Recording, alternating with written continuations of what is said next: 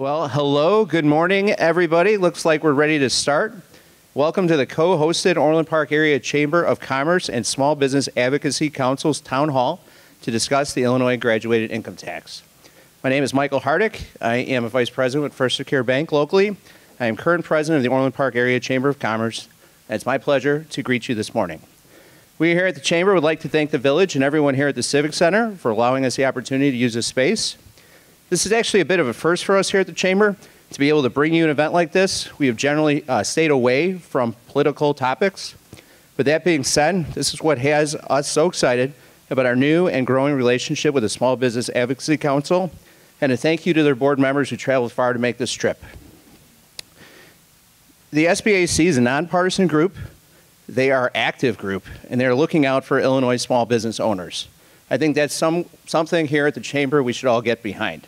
Speaking of the Chamber, we have premier members: Bonefish Grill, Edwards Realty, Inside Looks, McAllister's Deli, RizzaCars.com, Nothing But Cakes, Providence Life Services, and Maxim Maintenance.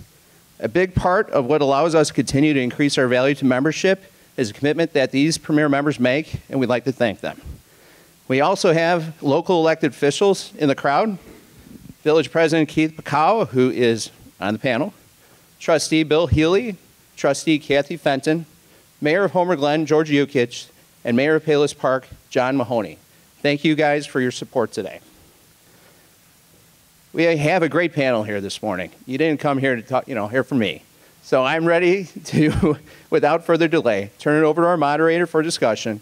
Please welcome SBAC's president and founder, Elliot Richardson.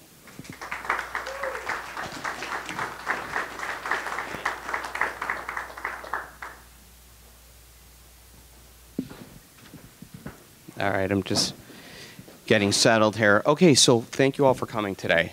This is our first town hall on the proposed graduated income tax. We're very thankful for our panel. We're very, very thankful to the Orland Park Chamber of Commerce for being partners with the SBAC, for helping to make this happen. This is an incredibly important Chamber of Commerce. This is an important area for economic prosperity here in the state of Illinois, and we cannot thank you enough for allowing us to come out. So what we're going to do before we start our panel discussion is the Director of Revenue for the state of Illinois, David Harris, is joining us today. And he has an important voice as it pertains to the fiscal viability of the state of Illinois, and how that plays into a proposed graduated income tax. I've been to Director Harris's office when he was a state representative, and he did math. We've talked about this earlier, and I'm still trying to figure that out. And it's been about 3 years. But he's going to talk a little bit about the fiscal condition of the state and why more revenue is necessary. And then we'll move into our discussion. So we're going to give Director Harris about 10 minutes, and thank you so much for being here. Thank you. Yeah, absolutely. Why don't you come up here? Thank you. Well, Elliot, thank you very much. And ladies and gentlemen, I walked in this morning, and I haven't been down to the south suburbs all that often, so my apologies there. I'm a northwest suburban fellow. I live up in the northwest suburbs of Cook County.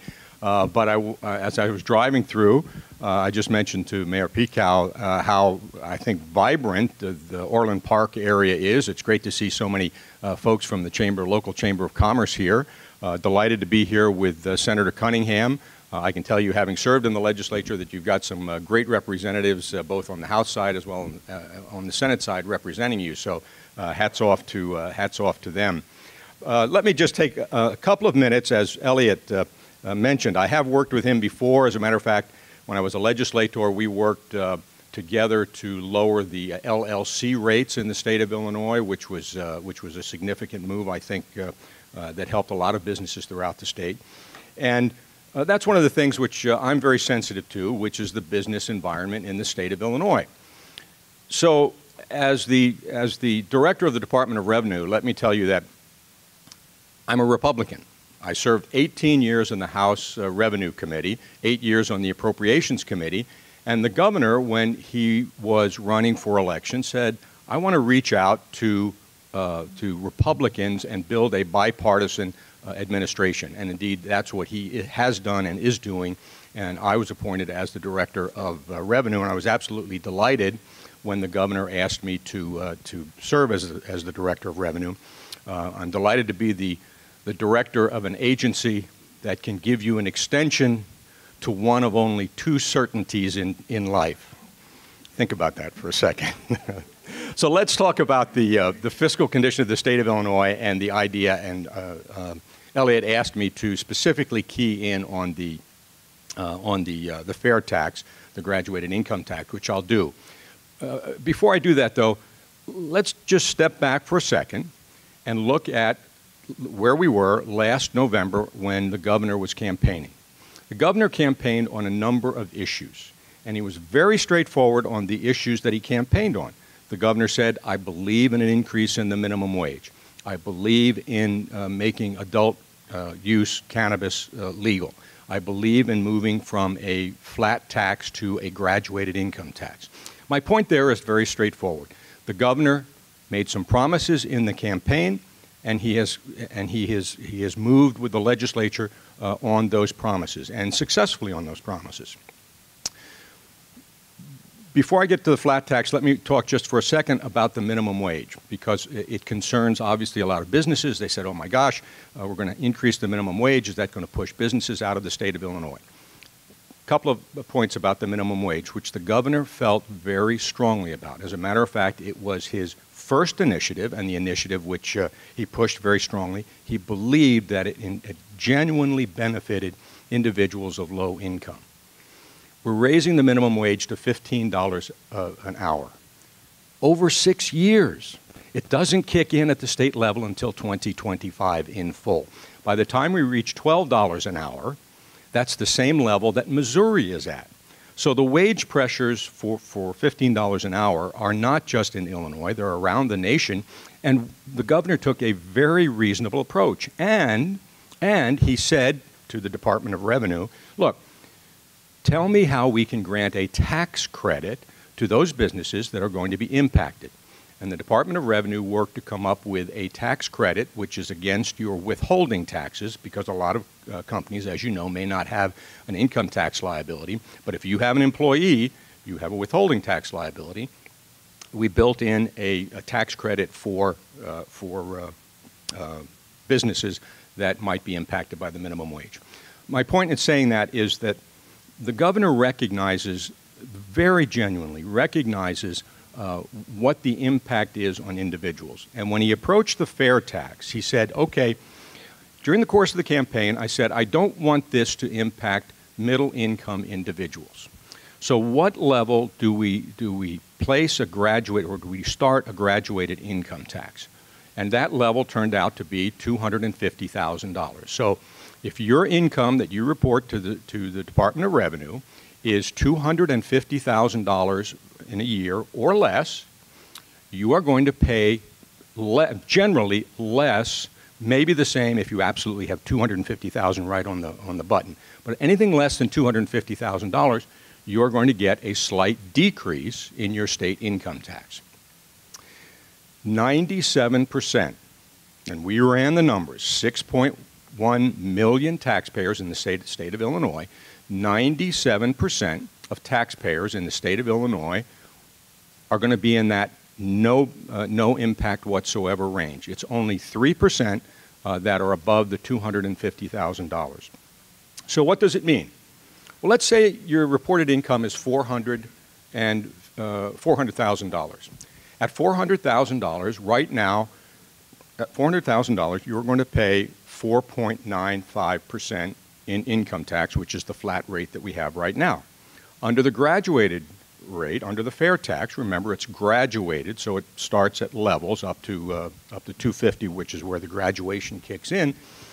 At $400,000, you're going to pay 1% more. You're going to go up to 5.96% from the 4.95%. We think it's very reasonable. We think, more importantly, it puts the state of Illinois on a more solid financial footing than it is now. The governor has said straight away This is not the solution to all of Illinois' financial problems. We openly admit that. However, it puts us, the state of Illinois, on a more financially sound footing. And it's worthwhile looking back where we were only about 18 months ago. We had $16 billion in back bills that we owed vendors. We were running up bills to the tune of $11 million a day. We were running up interest alone to the tune of $2 million a day. We owed $900 million in interest alone. That's $900 million coming out of your pockets that are doing nothing, no, not paving roads, not paying for health care. It's simply to pay interest. We have to get away from that. We had to get away from that. The governor said we can move us forward. We can put us on a more financially sound footing by moving to a fair tax. And that's what he has proposed. And the legislature agreed and is moving in that direction.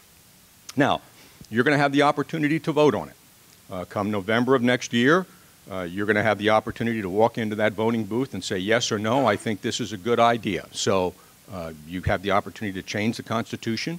The governor fully recognizes that that is a major step. It is a constitutional change that does not happen very often. He feels it's the right direction, as do I. I feel it's the right direction to move in, again, because of the fact that 97% of individuals, taxpayers in the state of Illinois, are not going to be impacted. As a matter of fact, are going to benefit from the fair tax. That's the basic position that we're at. Overall, financially, Elliot asked me to address.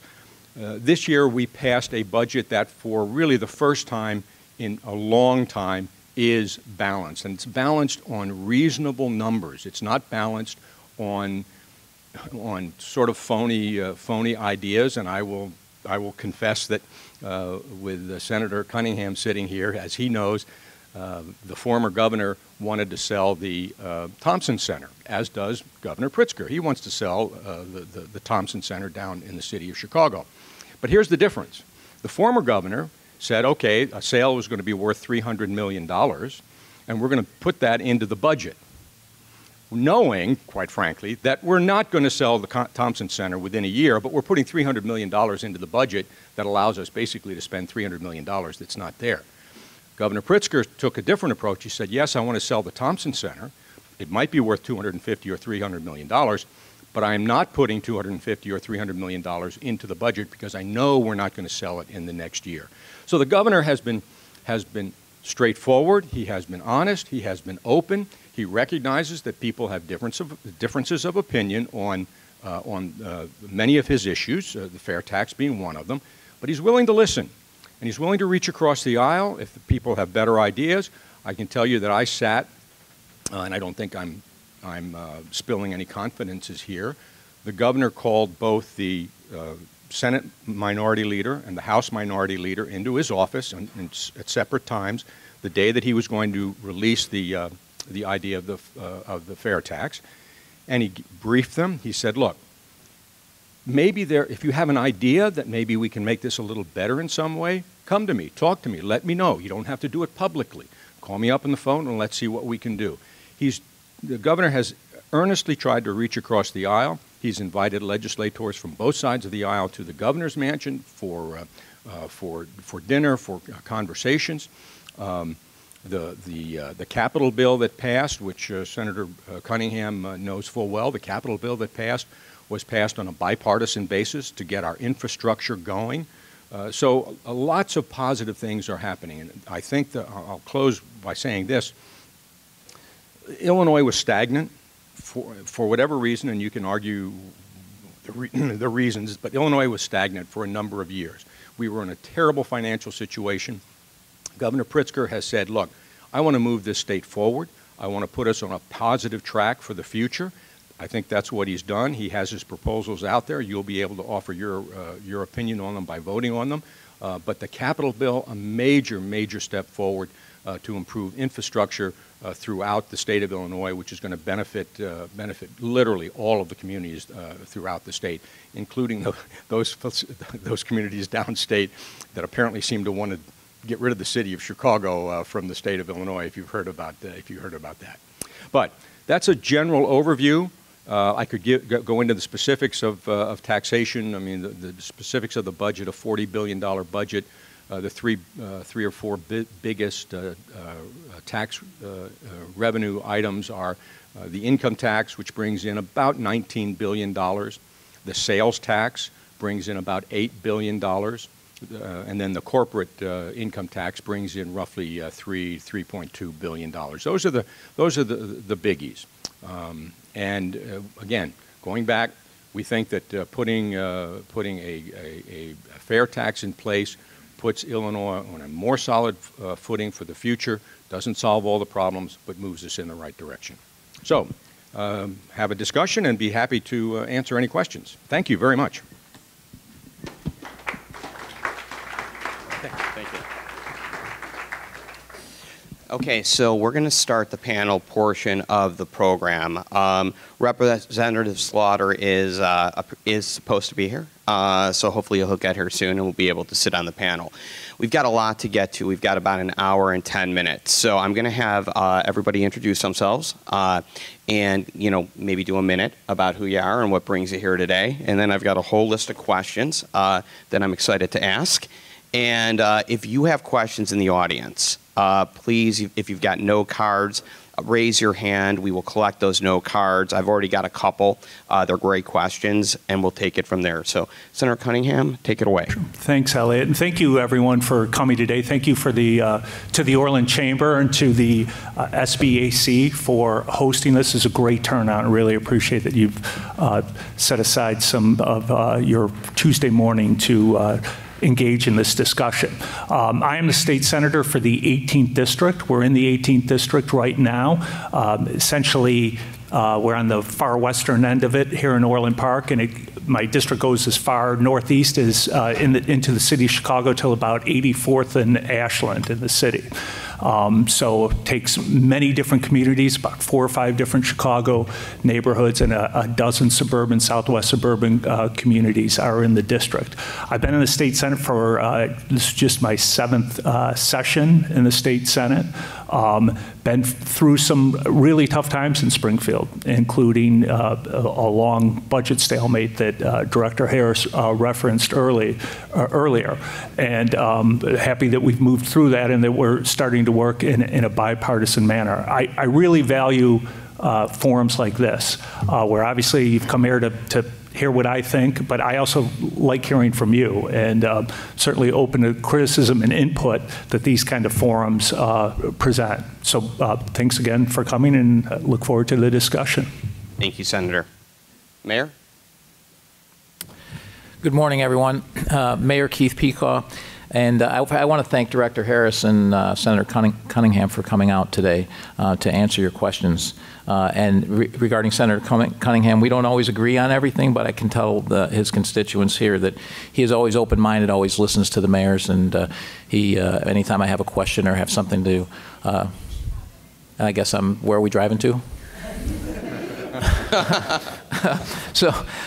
But he's always there to hear what we have to say and to try and help us with our local issues. So I appreciate that. And the reason I'm participating today is I was asked how I want to participate, and I felt it was really important to have a local voice because these taxes impact not only our local residents but also our local government significantly. So I'm looking forward to the discussion. Thank you. Anything else, Director Harris, in terms of an introduction? Okay, great. Just wait for the discussion. All right, wonderful. So I want to just add a little bit of color on the graduated income tax proposal and then begin to ask questions. So Director Harris did a great job of laying it out. The vote on whether or not to allow a graduated income tax, and that will be changing the flat tax structure to a graduated income tax, will be in November of 2020. This is one of the first forums like this in a while that I've heard about. There will be a lot coming up, and rooms will be full to discuss this.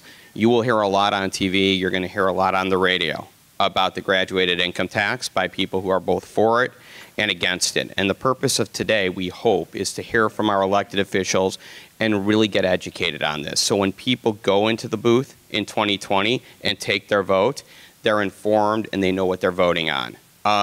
Another thing to understand about the graduated income tax is while the constitutional ballot will allow for a change in the flat tax, in May, outlined rates were voted on and approved by the legislature. So there are these tax rates that are already out there that there seems to be every reason to believe would be enacted if there is a graduated income tax, but maybe not. And maybe that's part of the discussion that we're going to have today. And I have a question about the rates. It's probably the first question that I'm going to ask after I ask everybody generally if they're for or against changing the flat tax to a graduated income tax. And finally, very importantly, this will be a scale.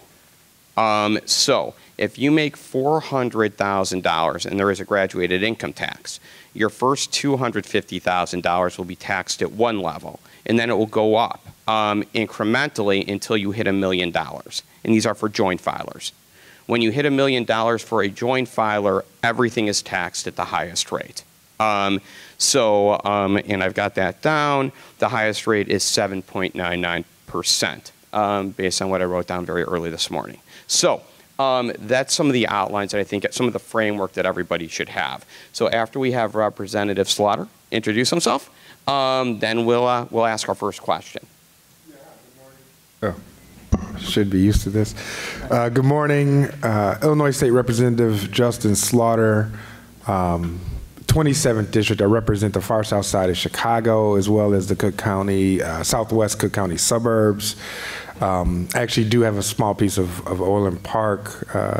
This isn't my district, but we're not too far away from here. Been in the legislature for a couple years, chairman of the House Judiciary Criminal Committee. So doing a lot in the criminal justice reform area, and happy to be here to talk about, and we'll talk about this, actually we've rebranded this as the fair tax, but graduated income tax, progressive income tax, it's a very interesting topic, and glad to be here to engage in the discussion. Thank you so much, Representative. Senator Cunningham, I'm going to start with you. And the first question is pretty basic. It is, do you support the constitutional amendment that would change the flat tax to a graduated income tax? And if so, how do you feel about the proposed tax rates that were passed in May? Yes, I do support it. I voted to both put the question on the ballot and in favor of the sort of preemptive bill we passed to establish the tax rates. So as been mentioned, you ultimately had the say in this. It will be on the ballot in from about 14 months from now. That's one of the reasons why I supported it, is because it does give the opportunity for ordinary citizens to express their point of view on it. The other reason I supported it is because it's going to be really good for the people who live in my district. Director Harris mentioned that 97% of people in Illinois will see their income taxes either stay the same or go down. In my district, it's slightly higher than that. About 98% of the residents in my district will see their taxes either stay the same and go down. The other reason I supported it is gets back to what I've said earlier, having been in the legislature for a number of years now and seen the triage we perform on the budget year in and year out. I see that we have to have some sort of permanent solution, and one of those solutions has to be paying our bills. We do a horrible job of that in Illinois. As Director Harris said, during the budget standoffs a couple of years ago, when we went 2.5 years without a budget, we ended up with a pile of $16 billion in unpaid bills. There are vendors, maybe some here, I know there are some in my district, in Orland Park, who weren't being paid by the state. We're providing services and not being paid. There were municipal governments, the same thing. There were owed dollars from the state and not being paid. And there's a reason for that. We have a structural deficit that is built into our budget. And there's a long history behind that. But the fact of the matter is, despite the fact that there are about 10,000 fewer state employees now than there were in the early 90s, the state continues to spend more money than it takes in. And we have a tax system that was put in place in the 1970s when we had a completely different economy than we do now, an industrial economy. Our tax code does not reflect that. This is one of the changes we can make to change that and to increase the amount of revenue that does come into the state without burdening middle-class families and get us to the point where we can pay our bills. I think that's a pretty good summary for why I supported it. And as I said, at the end of the day, it will be up to the voters to decide whether or not this becomes law. If it doesn't, we'll have to find other ways to address this budget imbalance, which will involve further cuts to services and probably an increase of the flat rate, which will ensure that everyone's taxes go up and not just the wealthiest among us. Thank you so much, Senator. Anything to add? If I may, yeah, Yeah. I think we have a little bit of time. A couple of things I'd like to point out. First of all, what Elliot said earlier, that if you make up to $250,000, or if you make $250,000, you're going to be taxed at one rate. Let me vary that a little bit. If you make $250,000, you're going to be taxed at three rates, because it's a progressive tax. So your first $10,000 is taxed at one rate. The next $10,000 to $100,000 is taxed at another rate. And you don't hit the 4.95% until you hit $100,000 to $250,000. So my point is, prior to $100,000, you're taxed at a lower rate than what the tax rate is now. So that's where you get that progressivity, and that's where you get the benefit of a lower tax for the folks who earn less than $250,000. And one of the things, and the senator brought this out, and which I think is a great point, the rates are known ahead of time. So the question was always, well, they're going to go to a fair tax and they're going to have a different rates, but we don't know what the rates are. And the governor specifically said, put the rates out there. I want the people to know what the rates are going to be before they vote on this important constitutional change. So he's very straightforward, put the rates out there. The Senate, in its wisdom, made some minor modification to the rates, but that was fine. And lastly, if you look at states surrounding us, the rate that's been proposed, if you go to Wisconsin, you're going to pay at the upper end, you're going to pay the same rate basically as what you would pay here in Illinois. If you go to Iowa, at the upper end, you're going to pay more than what you would pay in Illinois. So this does not make us non-competitive with some of our other states. Now, yes, some states have lower rates, and Indiana has a fixed rate and the like, although you have county taxes in Indiana. Let's not get into that. So it's not exactly an apples-to-apples comparison. But the point is, we believe it's fair, we believe it's equitable, and that's why the rates were put out there for you all to see before you voted on the question. Thank you, Director, and thank you for that clarification. Mayor Picah?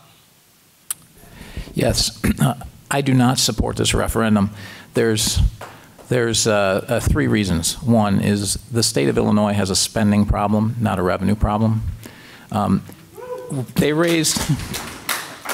So taxes were raised in 2011 from 3% to 5%. We saw a $5 billion increase in our tax revenue. We still have a deficit. In 2018, we have about a $6 billion increase in revenue because of another increase in taxes, and we still have a deficit. We've had a deficit back to 2001. I agree with Senator Cunningham. It's a structural deficit, but it's a spending issue first, and we have to address that. Second, the state of Illinois legislature can't be trusted to keep their word. The state has been breaking promises to local government entities for years and taking away money from residents through that. They've also been breaking their promises regarding taxes. So if you look at the income tax in 2011, the increase, which was, it went from 3% to 5% for personal income tax. In 2015, it was slated to go back down to 3.75%, which it did, and it was supposed to stay that way until 2024. And then in 2025, it was going to go to 3.25%. Well, once it hit in 2015, it rolled back to 3.75%. You heard many in the legislature saying we need to keep it fixed at 5. So again, breaking a promise we already made. Then in 2017, we raised it back up to 4.95%. So while all of the rates have been published, once you give a constitutional amendment, they can change those rates to whatever they want. So those rates aren't going to necessarily stay the same. We've already seen a history of that in the last 8 years. But look at it also from the local government side. So the LDGF, the LGDF, Local Government Distributive Fund, was originally, when the income tax was put in, was originally agreed to be 10%. So they would share 10% of the income with all of the state municipalities on a per capita basis. That was so, and the agreement was that none of the municipalities would institute a local income tax. Well, in 2011, when they passed the income tax increase, they reduced that number to 6%.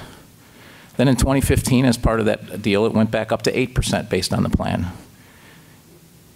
Then when it was done in 2017 and taxes were raised again, it went back down to 6%. Then they took a 10% haircut off of that, so it ended up at 5.45.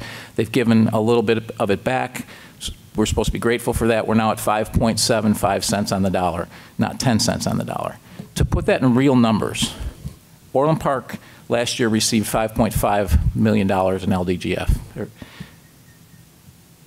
If we were able to get the full 10%, we'd get another $4 million.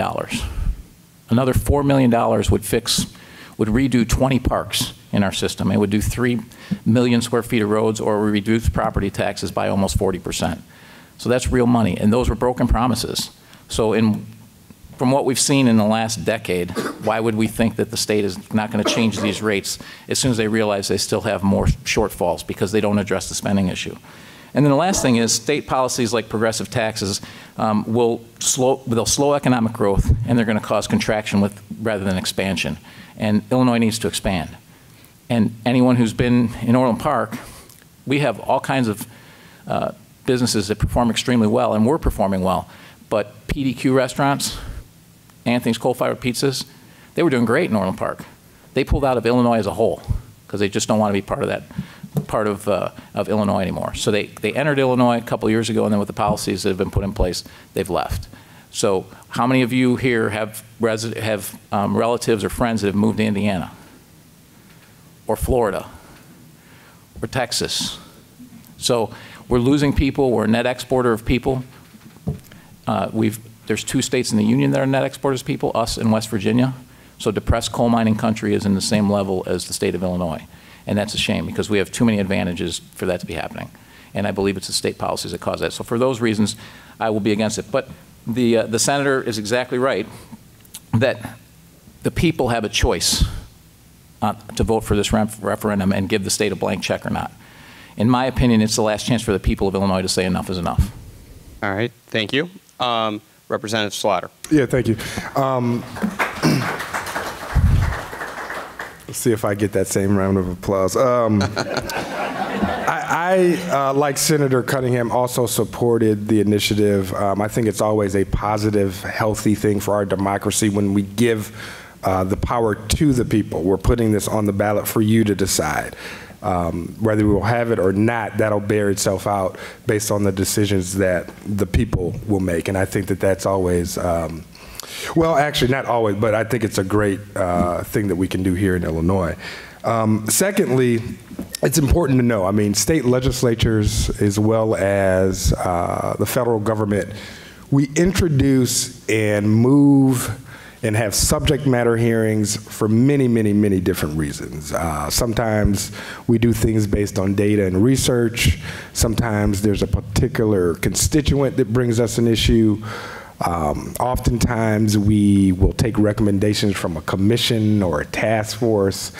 Oftentimes we look at the state legislatures will look at the national landscape to see, are other states doing this? Will we be innovative if we pass a bill, or will we be bringing ourselves in line with other states?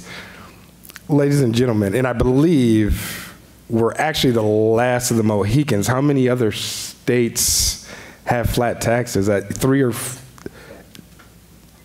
Is it 7? I thought it was a total of maybe 2 or 3 other ones that have. flat taxes. So, you know, I look at this as, you know, and there actually are people out there that, you know, say that the other 45, 46 states are doing this wrong.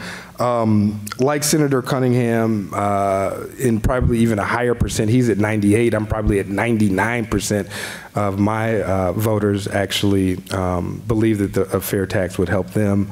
I primarily represent the African American community on the far south side of Chicago. So that's another reason I really wanted to get behind this initiative. The other thing is that we've seen that the sky is not falling. We just talked about out-migration. California has the highest income tax rate in the country. High earners and wealthy folks move there every day. We just saw Minnesota over the last 5 or 6 years kind of go through their progressive income tax reforms. They are experiencing unprecedented growth.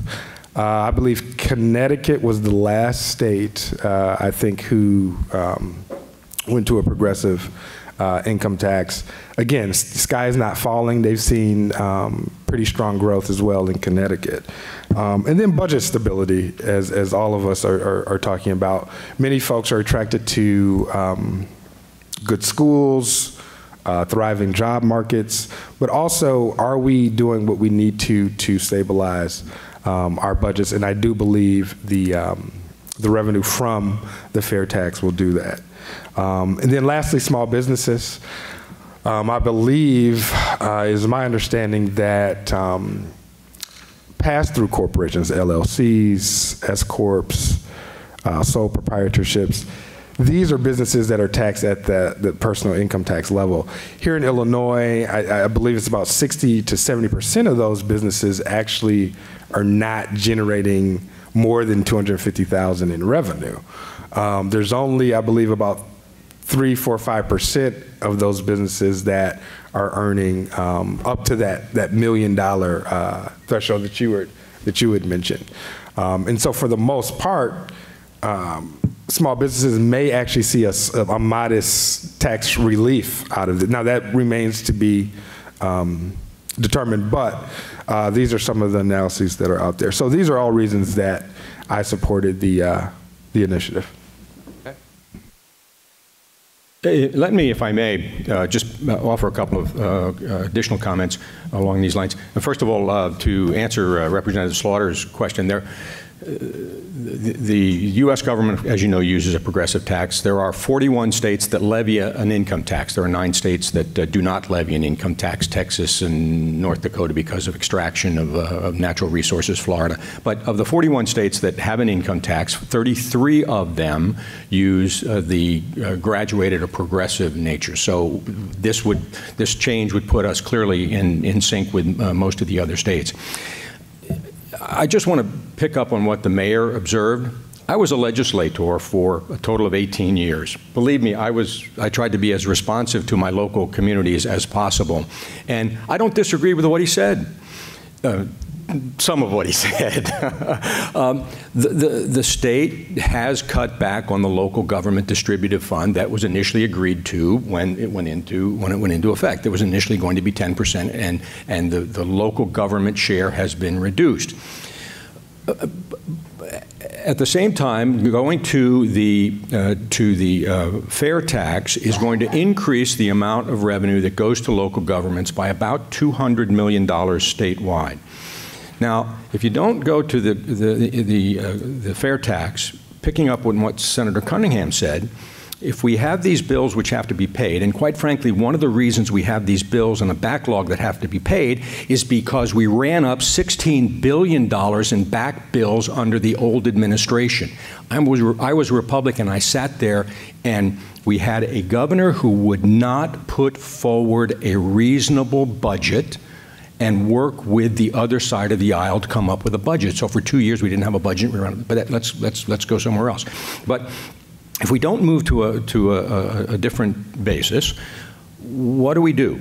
Well, we can cut services, by the tune of $3 or $4 billion or more, and the services that people count on. And here we're talking about the state police, agriculture, natural resources. It takes a lot, and our revenue in the state of Illinois is no different from any other large state like ours in terms of how much we bring in. We can cut services, and oh, by the way, one of the largest policy groups in the state of Illinois, Mr. Mayor, has suggested as a way to cut $2 billion out of the budget to totally eliminate the local government distributive fund. Now tell me what local municipalities would think about that.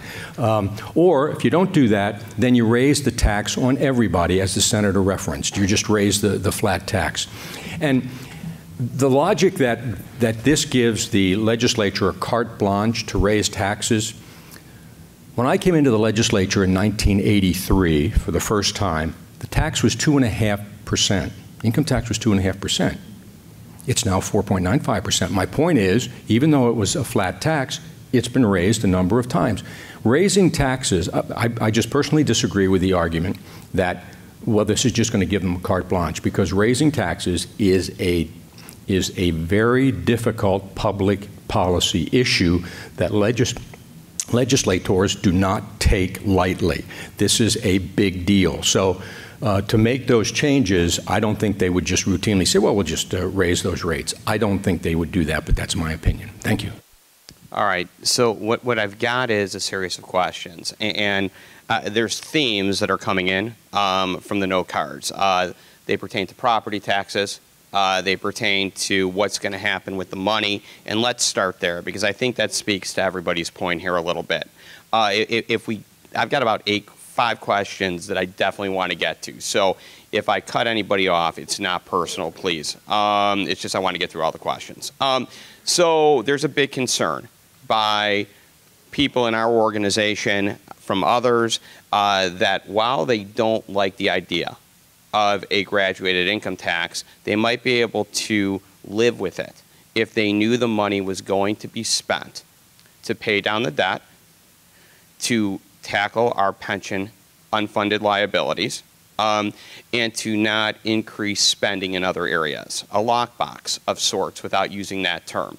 And the question is, how do you feel about that? Is that something that you would come out on the record and say, listen, if there's going to be a graduated income tax increase, we want that money used to pay down our liabilities? Because then I think some people that wouldn't support it might consider having more of an open mind. Senator, I'll start with you. Yeah, I think that's absolutely why we need it. And I would support, there have been proposals in the past to lock in budget growth based on the rate of inflation. I would support doing that and using this money to pay those bills you talked about.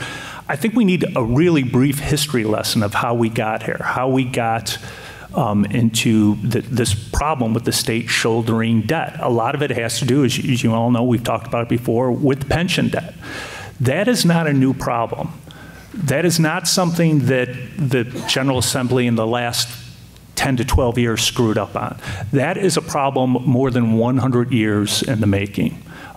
Eric Madera used to be the Senate parliamentarian, has done a lot of work on the legality of pension reform and the history of it. He found a letter that was written by a board called the Illinois Pension Board back in 1917, 102 years ago, a letter to the governor then and the leaders of the General Assembly that said, you guys have a real problem here with these pensions. You're not setting aside enough money. It's going to cause a real financial burden on the state, and you need to take action right away. 1917, that letter was written, and the state legislature did nothing until the 90s, passed a law that mandated we start ramping up payments to pay off those debts that were skipped for decades. And it so happened that the bill that was passed in the 90s didn't start kicking in that payment plan till 10 years later. We're on that payment plan now, often called a ramp.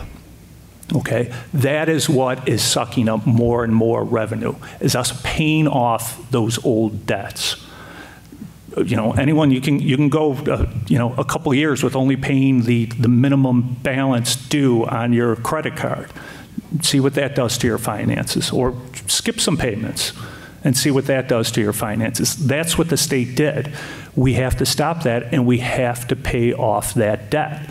That's what progressive taxation will allow us to do by bringing more revenue in and paying that debt off. As I said, we've cut government operations. With 10,000 fewer state employees now than there were 25 years ago. We've decimated higher education in this state. That's one of the reasons why tuition's gone up, is because the state legislature has stopped fully funding higher education the way we did in the past. Why?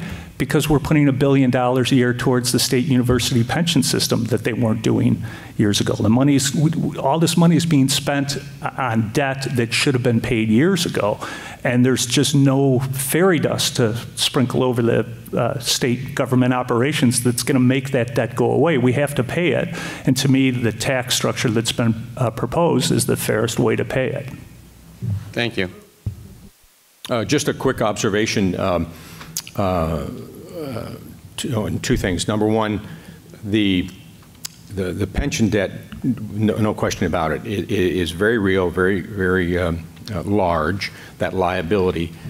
The state makes pension payments every year as its responsibility as the employer. For the past 6 years, the legislature has made that, 6 or 7 years, the legislature has made that pension payment in full. So kudos to the legislature, because they're working on this ramp that the senator referred to.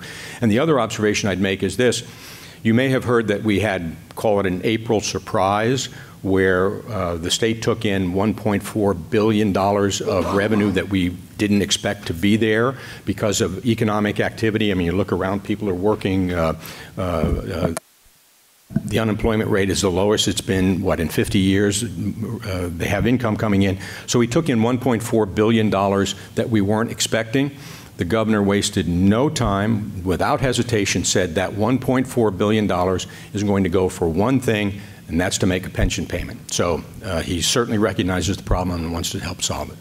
Thanks. You know, Mayor, let me get the representative's take, because I'm just going to frame the question a little bit differently for you, okay, as a local official. So go ahead, Representative. Okay. All right. Yeah, thank you. Yeah, absolutely. We need to ensure that the revenue from the fair tax is going to be implemented and get the most value out of that. It's important to note that this wasn't, and I forgot the how many folks actually did vote for it, but this wasn't a slam dunk. Several conversations, a lot of dialogue.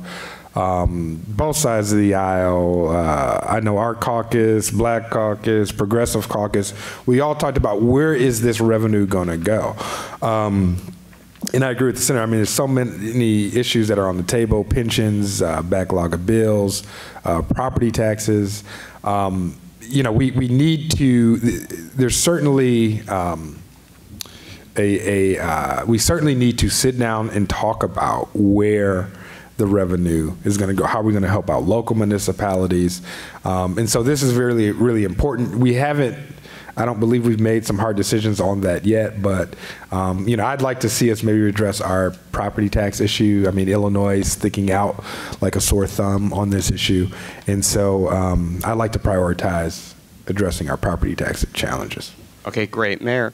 So if a number of legislators where it affirmatively came out, because we've had some who have and some who've wavered and said, listen, we're going to commit that any new revenue that's brought in through the graduated income tax would be put towards paying down the pension debt and our unpaid bills. How would that impact your overall feelings about a graduated income tax? I guess I don't live in Missouri, but I'd say the show me state. Because really, again, I don't trust that what is said is what will actually be done. For example, we have in the new, the governor's come out with over $10 billion in new spending promises. Well, this income tax isn't going to cover all of that. I agree with Senator Cunningham. This problem is well before this legislature, and I've heard some legislators that were in the 70s, and they're blaming the current legislators. The legislators in the past gave us this problem, and it dates back a long time. There was $2 billion of unfunded liabilities in 1970 in the pensions. Now there's $133 billion. So this problem's been happening for a long time. Our long-term debt in 2008 was $56 billion. Now it's $214 billion. Again, these are systemic problems. We need to address those first. In 1970, the convention said we're going to fund 50% of the schools. The state hasn't fulfilled that promise either. So the lottery was going to fund the schools. I mean, we hear this, so I don't trust that any lockbox is actually going to be a lockbox. The only thing that would make me trust anything is if there was another constitutional amendment. So why don't we have a constitutional amendment at the same time that fixes the pension issue? We know that that's what would give us the ability to fix the pension issue. So put that one on there as well, and then maybe I would start to believe it. All right, so that's a really, so now I had my property tax question, but I'm going to skip it because that's a really good segue into the question about the pension. So I have heard from legislators both that the pension question can be put on the ballot and cannot be put on the ballot, because you hear a lot of people saying if you're going to open one thing up to the voters, open other things up to the voters. I mean, we'd like to see fair maps opened up to the voters. So the question that I've got is, if this graduated income tax is on the ballot, can the pension, attacking the pension crisis, be put on the ballot? Are there changes that could be made in that regard, Senator? And if not, what are ideas to truly get to where we need to be to manage the pension crisis? So yeah, the people have advocated, as you mentioned, Elliot, well, why don't you put an amendment to a referendum to the voters to strip out the pension protection language that is currently in the Constitution. Remember, we passed, Justin wasn't in the legislature yet, but David and I were, we passed a massive pension reform package back in December of 2013 that would have really reduced a lot of these costs. Bipartisan basis, it was thrown out by the Supreme Court because of the strong language in the state constitution that says we cannot impair pension benefits. So the proposal's been, well, let's rip that language out of the Constitution with an amendment and then try it again. I think we can certainly try that. I think it is complete false hope that we'd be selling people on, because there's another Constitution to deal with, the United States Constitution. And Article 1, Section 10 of the United States Constitution says that no state legislature can pass a law impairing the obligation of contracts. That's why you've probably heard before said, well, states can't declare bankruptcy because of the Constitution. It's because of that clause in the U.S. Constitution. The contracts clause is often referred to. So we could pass that, but it's not going to do anything to undo the contractual agreement with existing employees and existing retirees. And that agreement is what has caused all this debt that we have to pay off. Remember, in 2011, the state passed a new pension system, a Tier 2 pension. It is a greatly reduced pension. In fact, it is argued that it is worse than the benefits offered to Social Security recipients for people, that's anyone, including me, hired by the state after January 1st, 2011. So we've already taken care of employees moving forward. We've reduced those pension benefits. We have to pay off the debt. There's just no way around it. We tried doing it with pension reform, as I mentioned a few years ago. We hoped, frankly, that the state Supreme Court would ignore the plain language of the Constitution. They didn't. They said, it says what it means what it says.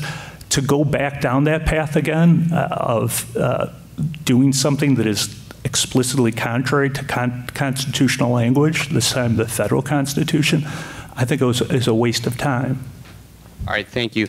Let me ask you, Director, so it's sort of a piggyback on this question. If this can't be attacked via ballot initiative, the pension, and other people may feel differently, but is this graduated income tax, are these rates going to essentially begin solving the problem? So in 3 years, in 5 years, we're not back in the same place where I think much to the mayor's point, the legislator says, well, what we did wasn't enough. Now we need to raise rates higher.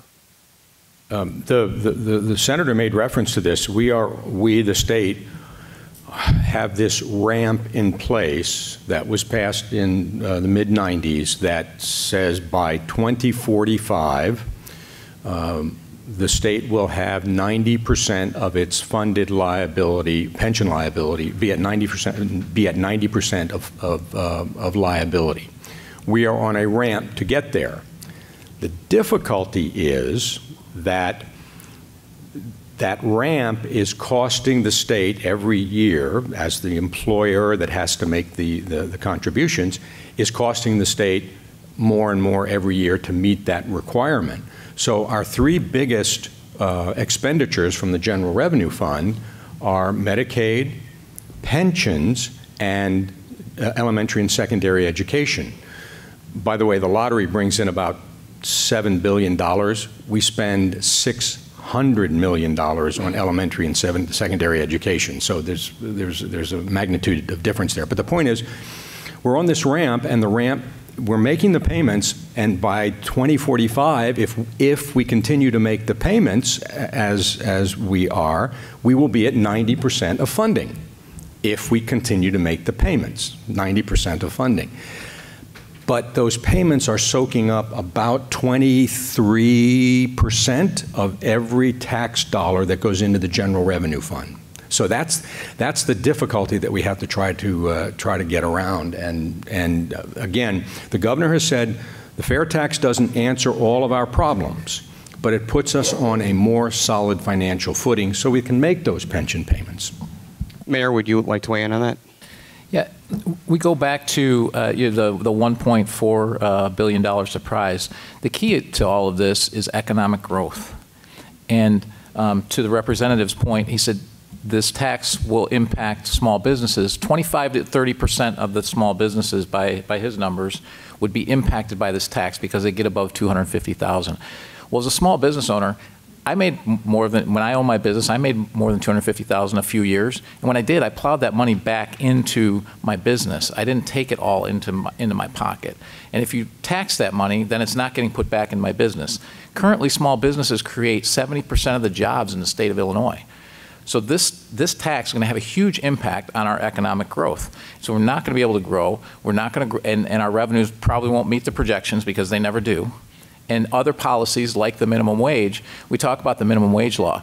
We did an analysis just in the village of Orland Park. Okay, this is just the village. Between now and 2025, that minimum wage law will cost us between $2 million and $7 million. And you say, well, how can the numbers be so different? Well, $2 million is only if the only people getting the raises are the people with the minimum wage. $7 million is if the people who are also part-time get the similar bumps. So it's going to be somewhere in between that $2 million and $7 million. It's going to cost us, by 2025, an additional $2 million in our budget every year for our part-time people. What's that going to mean? We're probably going to have to lay people off and not have as many people. What's that going to do for our economy in the long run? And businesses face the same issue. All right, thank you. Representative? Well, no, without a doubt, I think on the pension challenge, we in both sides of the aisle, I think everyone is spending a tremendous amount of time, energy, and effort trying to address the issues that we have with our pensions. Not really much more to add, other than it's important, I think, to leverage this situation with the fair tax and the dialogue that we're having about pensions to put forth solutions that are legal and constitutional. The senator was hitting on this as well. A lot of time and energy is spent on this, but we've put forth a lot of solutions that are not constitutional. Let's, on the front end, make sure that these solutions are constitutional, and then have dialogue on something that can actually be implemented if passed. All right, thank you. So Mayor Mahoney has wrote down a question, and we've got this from a lot of different folks, and it's really property taxes.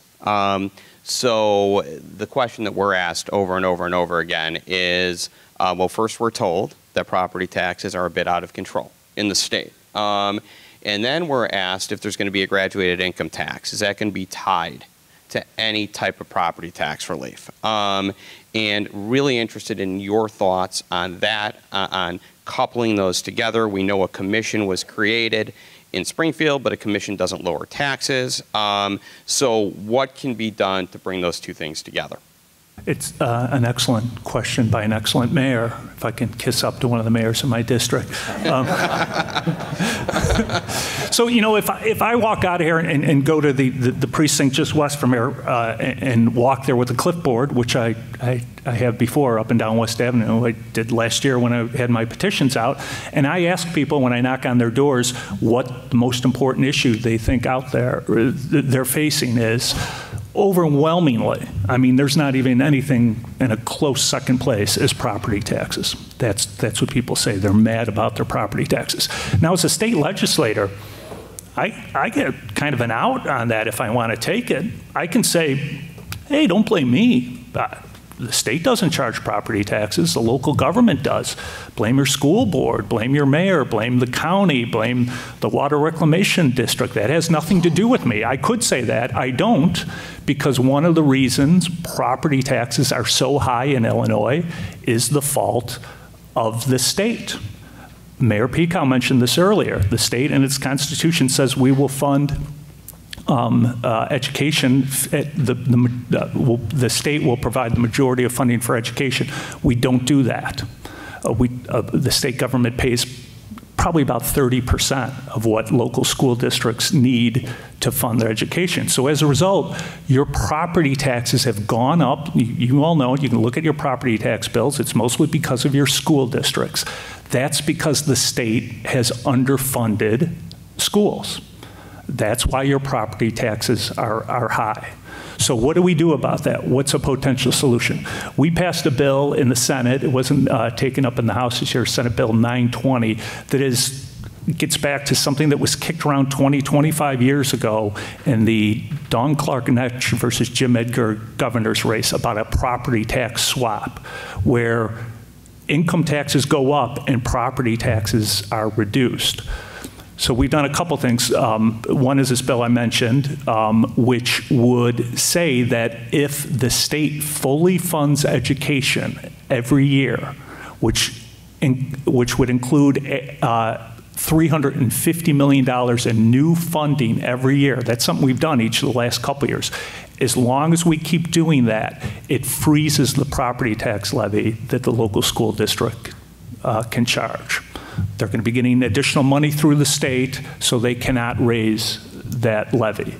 Okay, so that's a way, and we will only be able to do that with the progressive income tax, bringing in more money from income taxes and reducing the pressure on property taxes. That's that same property tax swap idea that's been around for 20 years.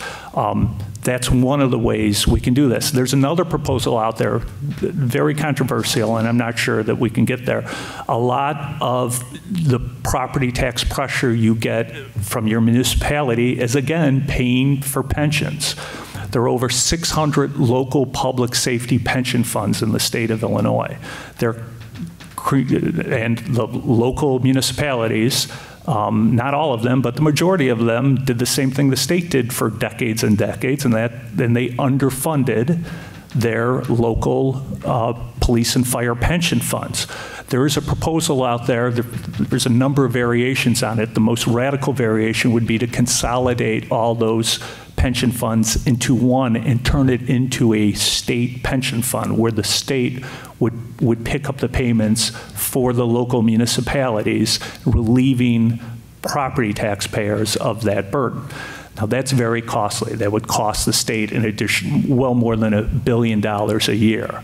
But it's potential that that's something that could be tapped from the new income that comes in from the progressive tax. Would also, really increase the state's long-term liability at a time where we're struggling to hold the line on what bond houses think about our debt. So that is by no means a silver bullet. That's a difficult thing to tackle, but it is a potential outlet for property tax relief that involves the state picking up a bigger burden and maybe meeting the burden it promised to shoulder back during the 1970 Constitutional Convention. Director? Thank you, Elliot. And just Very briefly, first of all, I have a commitment up in northern Cook County at noon, so unfortunately I've got to leave here very shortly. But 2 comments along this line. The property tax is a real conundrum. I mean, you all want good schools, and you're willing to pay for those good schools through your property taxes, but the property taxes continue to go up. The mayor relies on the property taxes for a good chunk of his income. It's a real conundrum. The governor did recognize that we need to provide some relief here, and if you are aware, when you fill out your when you fill out your income tax, you get a 5% credit of what you paid on property taxes on your income taxes. Okay, you get a 5% credit. The governor has said, if we put the fair tax into place, we're going to give it an increase of 20%. We're going to go up to 6% credit on the property taxes that you get on your income tax. Unfortunately, most people don't realize that that's a benefit to them in the property tax world. They just look at their property tax bill and they don't equate it to their income taxes, that they're getting that credit off the income tax. But the governor is trying to address that issue in that regard. The other thing I'll tell you, and in driving through, coming down here, as I said at the start, I don't get down to to southern Cook County all that often, and I really was struck by the economic vitality that I saw around me. I'm in northwestern Cook County. I'm up in Arlington Heights, which is an economically vibrant area as well. I will tell you that 3 houses on my street, the people left within the last year, okay? And believe me, my property taxes are, you know, there's 5 digits on the property tax bill. But 3 houses went up for sale. Those 3 houses were sold. They were sold to families that have young kids because they want the schools, they want the parks, they want the library, they want the services that are there. And oh, by the way, when they purchased the house, they knew what the property taxes were. And it's not like it was a surprise to them. Now, granted, I don't like to pay high property taxes any more than anybody else. But my point is that people are willing to move in. And when we talk about economic vitality, just look at recent headlines. Uber's hiring 2,000 new people in the Chicago area. Amazon is putting in 400 new jobs in the Chicago area. Look at the infrastructure bill that was passed. $14 million, as an example, went out to the Rockford Airport for UPS and Amazon out at the Rockford Airport. This state has dynamic economic opportunity if we invest in it, and that's what the governor's trying to do. So don't mean to be long-winded. Let me just close by saying this. Great forum. Whether you're for the fair tax or against the fair tax, understand completely. Great forum. You're going to be talking about it a lot between now and November of next year. Your legislators are going to be listening to you, and I was delighted to be part of it here today, and I'm sorry that I have to leave a little bit early. Thank you. Thank you. Thank you.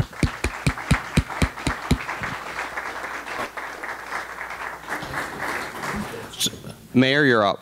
So I like the fact that Senator Cunningham calls it as he sees it. He doesn't try and sugarcoat it. That's one of the things that I like about him. And now I'm sucking up to my senator. He's absolutely correct that the pressure on the property tax is largely due to the state's unkept promises. So Orland Park, because it's a home rule community and because of our retail base and all that, we have options when the state impacts our LDGF by $4 million, like I said. We have other alternatives potentially. But $4 million is still a lot to us, but we can do something about it. But take a town like Harvey as an example. That's a $2 million hit to them. They don't have the options that we have. And their only option there is property tax, which drives up their property tax. And we all know the property tax issues with some of the economically disadvantaged areas like Ford Heights and things like that. That's why they have these problems. Same thing with schools. If we don't fund the schools like we talked about, we just talked about the lottery, what, $7 billion coming in, $600 million going to schools from that. If you don't fund the schools only have one lever, and that's property tax. And oh, by the way, there's a ton of unfunded mandates that come out of the state as well. And so those unfunded mandates that go to a school, that go to a fire district, they have to pay for that in some way. The only option they have is either to cut programs and services or property tax, because that's the only lever that they have. So it all boils back, as the senator said, it boils back to, largely to the state historically not doing their job as far as what they've promised. So That's why the property tax is so challenging, because we'd all like to see property taxes go down. Orland Park hasn't raised its property tax in 11 years, but that's because we have the economic ability to do that. But other towns, other districts don't have that options. And on the pension issue, clearly pensions is the big bogey for all of us. Our police pension this year, 40% of their salary is what our police pension is. It went up $1 million. That's a big hit to our budget. So the consolidation that Senator Cunningham talks about, and he talked about the one extreme bill. There's another bill that I think most of the mayors agree with that is not very extreme. It's also consolidation, but it consolidates it into one fund controlled by the IMRF, which is very successful, but everyone keeps their own account. So therefore, the city of Chicago, who's way underfunded, we won't be bailing them out. We'll still be dealing with just our own pensions. But I believe, Mayor Mahoney asked the question, and I believe his town, just by going to the IMRF for the next 10 years, would go from 40% funding to 90. Is that correct? Roughly? 45 to 75. We would go from 70 to over 90. With no other changes, just getting better returns, because in smaller funds, we cannot get the returns that pooled funds could get on our money, not to mention the administrative costs. And that doesn't even factor in the administrative savings, so it'll probably be higher than that, because there will be administrative savings too, but nobody knows exactly what that will be. That's just getting the returns that the IMF's been able to get because they can pool the money together. So those are critical things. I mean, that's an easy, to me, that's an easy one. That's a no-brainer, and we can't even get that passed. If we can't get that passed, what chance do we have to get the big stuff done? Representative? Yeah, and just really quickly, property tax is huge, humongous challenge that we're trying to address here. I do think that there's been, because of the fair tax dialogue, we've been able to talk more about property taxes. We referenced the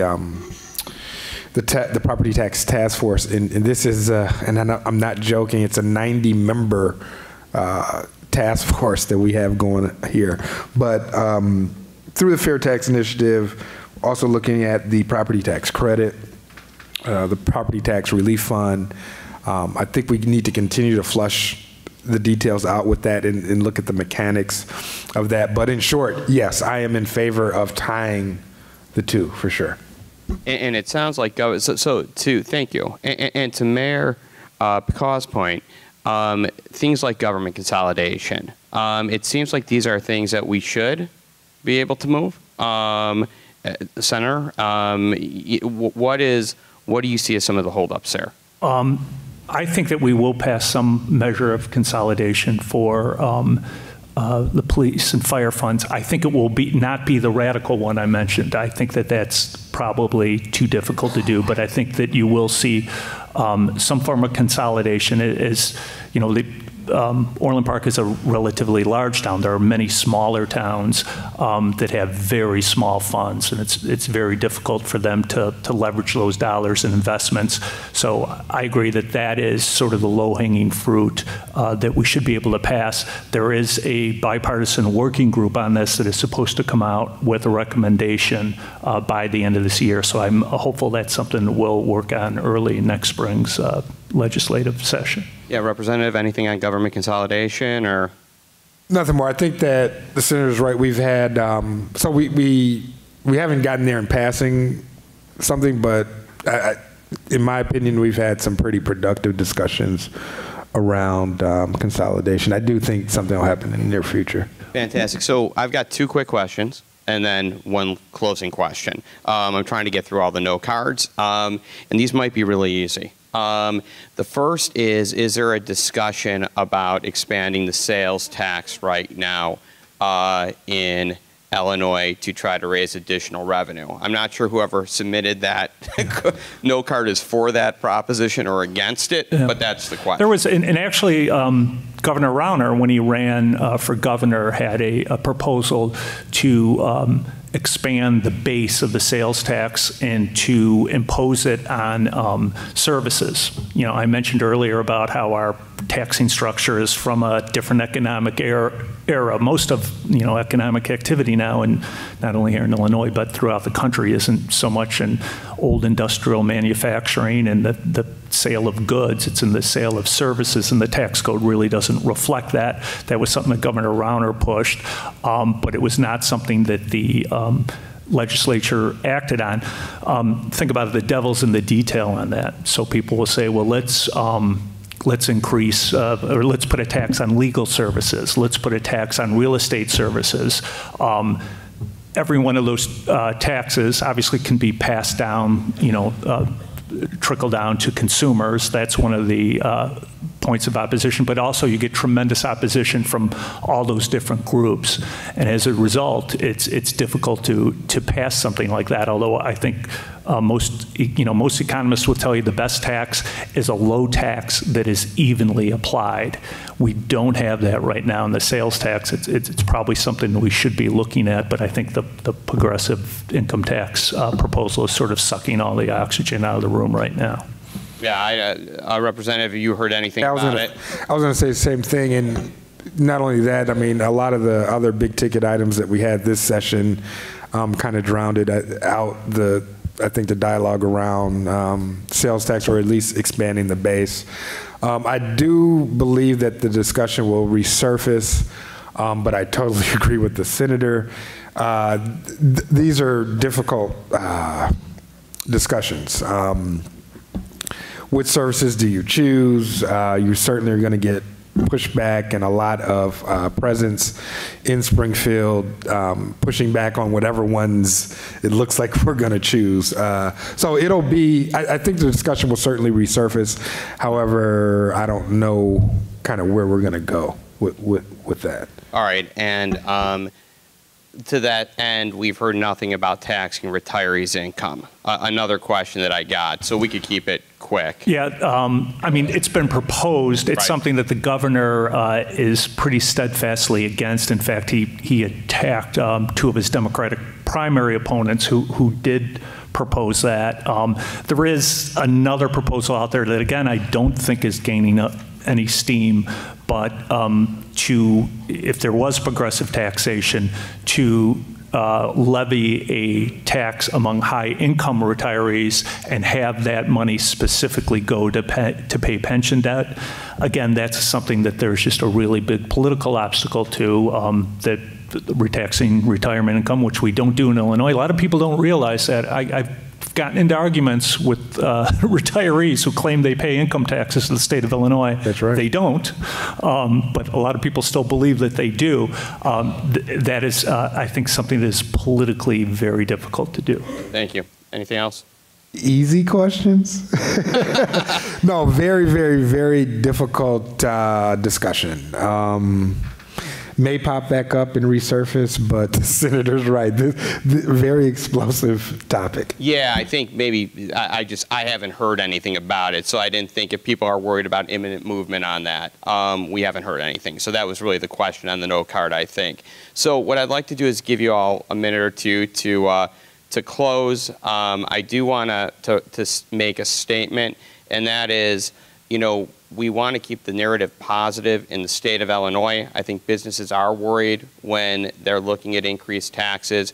The SBAC has been working to pass to bring back the small business job creation tax credit, which was a $2,500 tax credit for small businesses that hire businesses with 50 or less people who create net new jobs. I'd love to see that pass. I hope everybody can make a commitment that they'll help us get that done. What we saw in the last budget were some tax incentives for big businesses.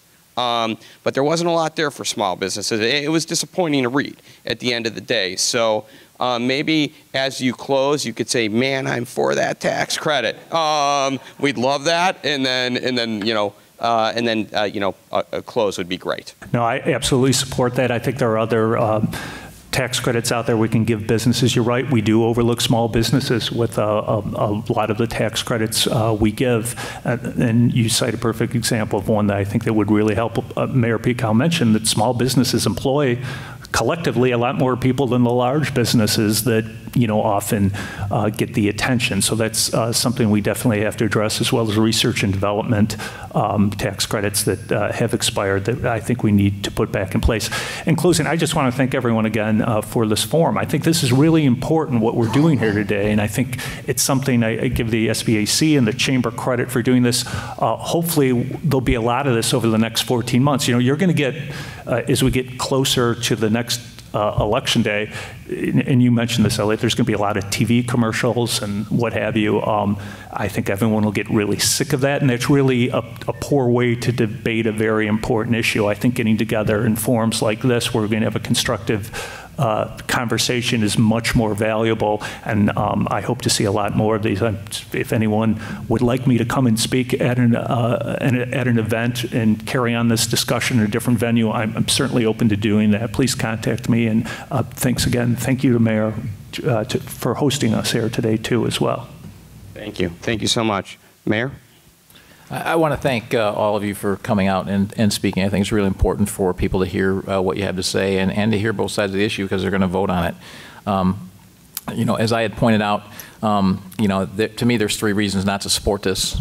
One, clearly we have budget issues, but I think it revolves much more around spending than it does around revenue. The second is nothing in the state's history has shown that you can trust them to keep their word with what they're doing regarding our fiscal sanity and our taxes. So I just don't believe that you know, this is going to be the end. It's going to continue. And then lastly, you know, the last reason is that policies that increase taxes, I mean, that's economics 101. You increase taxes, you depress economic growth. Now, sometimes you overcome that, but I think we need economic growth. And you know, I was, for a long time, I was the chairman of Illinois Vets for Energy, and we met every year and talked to, there were like 30 different states that were involved in this. And when it came to giving an update on the state of Illinois, everyone would laugh because we're literally the laughing stock across the country. And I said, what are you laughing about? We're a microcosm of the United States at the moment. The state of Illinois has so many built-in advantages. We have a world-class city. We have a water resource that every other state in most countries would kill for. We have fertile farmland in the center of the state. We have energy resources in the southern part of the state. What other state has these advantages? You realize how hard you have to work to screw that up. And over decades and a century, we have. So it's not something to laugh about. We have so many advantages. We're a transportation hub for the whole country. Rail, road, and air. And again, we have these advantages. We need to use those advantages to grow economically to help us get out of this mess. And if we want to fix Illinois, we have to fix these fiscal issues. And obviously, I believe in reducing our spending. Others want revenue. Maybe there's a balanced approach to have, but if we don't fix these issues, we won't be able to take advantage of all of the advantages the state of Illinois has for economic growth, and that's what we have to do. Thank you, Mayor. Thank you. Representative. Yeah, again, just wanted to thank the Orland Park Chamber of Commerce, Small Business Advocacy Council. I think all the panelists would agree that this is a great discussion to have. I think you set the standard, not just here, but for the state of Illinois. We need to do this throughout the state of Illinois and have this discussion. The mayor brings up a good point. Just because, and we'll see if we pass it, but just because we're talking about a fair tax, we also always need to look at our spending. I don't think we're saying that we shouldn't. That's something that's vitally important, and we need to continue to do that. I'd also encourage us to, as a state, continue to look at some of the states, if not all the states, that have a progressive income tax to see how it's working or not working in other states. And then lastly, yes, I mean, we definitely need to, while we are on this topic as a state, look at innovative, creative, new ways to positively impact small businesses. What can we do, you know, in terms of tax breaks, tax incentives, et cetera. It's a great time to talk about, well, not just talk about it, but introduce and pass things that can help small businesses. So with that being said, looking forward to continue to work with not just the legislature, but our local mayors, and more importantly, the people and the residents of the state of Illinois. Thank you. Thank you. So before we give everybody a round of applause, Sue, Linda, thank you from the SBAC. Jamie, great job. All the SBAC folks who came out, thank you. And Orland Park, thank you so much. Felicitas, thank you, and your board for helping us host and putting this together. Very much appreciated. I agree. These are the types of conversations that we intend on having across the state, where people are having, you can disagree, and get out information so people can make an informed choice and feel good about what they just saw. And I thought this was a tremendous, tremendous panel. Thank you all for coming out, and please give everybody a round of applause. Thank you. And this is the amazing thing. If you reach out to your legislators, I didn't know until I started with other folks, the SBAC, most of the time they reach back out to you. And if you have questions and you have concerns, I would encourage you to talk to the folks on the stage and your other elected officials, because they will engage. And this is a really important time to engage. Thank you all.